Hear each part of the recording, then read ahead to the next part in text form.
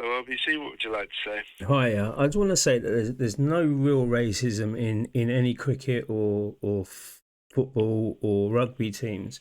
I'm actually a White Lives activist, so I'm Daniel Roscoe. I'd like to have a quick conversation about this.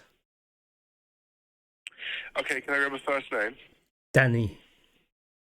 Danny. Yeah. All right. Danny, hold the line. We'll try and get you through shortly. Thank you. Purchase before the 4th of July from a participating retailer. Claim from Samsung within 30 days of purchase. T's and C's apply. Richard Spur on LBC. Tax 84850. Good morning. English cricket suffers from widespread and deep-rooted racism, according to a report released and which has been corroborated by Sir John Major, who is a great cricket fan and has been part of this analysis. I'm asking you this morning, whether it be in sport or in your workplace or in the community, that you feel that racism still exists in this country today on 0345 606 0973. Let's talk to Danny, who's in Maidstone, Kent. Morning, Danny. Morning. How you doing? I'm not too bad. What would you like to say? Well, I just think this has all gone a little bit mad, to be fair. This is it's going on for too long. All this, let's make diversity work. Let's try and what did the other caller say? Flood the sport with diversity. In fact, I'm a White Lives Matter activist, and I'm mixed race because I can see that the UK at the moment is having a huge problem with trying to erase white culture, erase white history. Are we going to start calling the cricket whites a different name because that might be offensive to someone? K.O. No. That's where it's looking like it's going. If we look at the cricket team, there is a lot of Asians and blacks in there. If we look at the England football team, there's more blacks than whites in there. There isn't a problem with. There isn't a. Why does that bother you? It doesn't bother me that there's more blacks in there. It's overrepresented, and everything else is becoming overrepresented. Cricket is an English game. It was invented by white people. So what is the problem if there is a lot of white upper class people playing the sport? Because we live in England. Cricket is also the most popular sport in India. Yeah, Danny, and we live in a society which is made up of very many different ethnicities. Yeah. That's no dispute. You don't go to India and expect there to be a lot more white English people playing.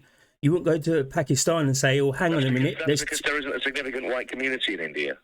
Well, there isn't a significant Indian community here worth overrepresenting a sport. There's a significant Indian community here. So is it more than 20%? Who's the Prime Minister? Is it more than 20%? Who's the Prime Minister? Rishi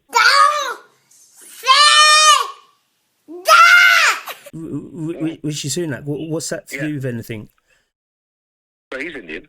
Yeah, but he's the representative of the people. How many Indians are representing in England? It's not going to be 20%. That's what. Where is 20% coming from? Where's that figure from? Well, if you look at cricket or football, these people, there's only 10 people who are playing the sport, or maybe 12 people playing regardless of sports. So if you're having 2 or 3 Indian or diverse people who are going to be in there, or like football, there's 7 or 8, then that's overrepresenting the country. Why does that scare you? It doesn't scare me because obviously I'm mixed race myself. I'm mixed race myself because you're removing a culture and it's removing white people's history. And when people start doing that, then the real racism starts. At the moment, there's not a racism that is not being manifested by somebody somewhere. In what sense are you mixed race, Danny? What's your mix of races? I'm half Jamaican and half English.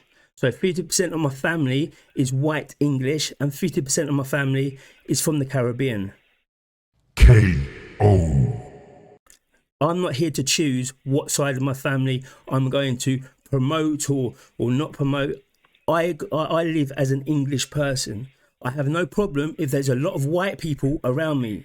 I have no problem. The people who do seem to have a problem with a lot of white people being about are the same people who would be race baiting through Black Lives Matter, or would be doing other things like the HR person says. It costs a lot of money to make prayer rooms. It costs a lot of money to make the washing facilities. So if a company was to say, well, hang on a minute, that might become a problem for me. Why shouldn't they have the right to do that, rather than everyone have to go to other people's cultures? Well, Muslims maybe might have to pray for 5 minutes a day. Women get pregnant and have to have 9 months off. But we don't discriminate against them. What did he say? Well, Muslims maybe might have to pray for 5 minutes a day. Women get pregnant and have to have 9 months off. But we don't discriminate against them because of that. Well, LBC probably 2 months ago was going through that pregnant women were being discriminated against. So I'd like to disagree with you on that one. But yeah, okay then, Asian women do get pregnant too. But would you say it would be a bit of a disruption if you know, a certain time of the day, half your staff had to go? I work very, very regularly with people in the Arabic world, and it has absolutely no disruptive effect whatsoever if they pop off for 5 minutes to pray. I can tell you from experience. Would it be disruptive to create that types of room? Like Morrison's, they have the multi-faith room and they have the washing facilities. It costs a lot of money to make that happen. It does not cost a lot of money. Yeah, it's a tap, a sink, and a room with a carpet. Yeah, so you've got to find it somewhere, don't you? You've got to make it nice. You can't just be anywhere. Jerry is in Weston-super-Mare. Jerry, good morning. Good morning to you, Richard. And that is where Richard Spur can't take the truth. Now, I hope he gets to see this, so he can actually see that I am I'm not the blackface or white supremacy. I'm the black white lives matter activist. But you know what it is, yeah, people? It's all about lived experience. This is what the Marxists, this is what the woke, this is what the left is, they all say. It's all about lived experience. You can't tell a black person about racism because you've not been in that position yet. When I turn it on its head, and I'm a black person saying, it's not really a lot of racism. The racism actually comes from the anti-racists. The negative connotations actually come from the Marxists like Black Lives Matter and these type of people. But they don't want to know my lived experience because it's not the right lived experience. And that proves that it is just all an indoctrination to make sure that white people are oppressed in their own country. Now, this is an important thing. If this becomes normalization, then there's going to be a huge problem. At the moment, there's enough people to be pushing back. But soon we're going to get banned. So I hope LBC keep that number and hope they don't ban it. But do you know what? It's all about lived experience.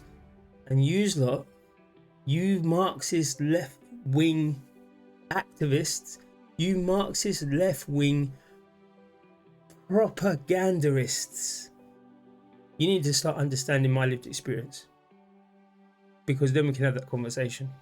But thank you, LBC, for letting me on for nearly 7 minutes, and I'll probably see you next year on LBC.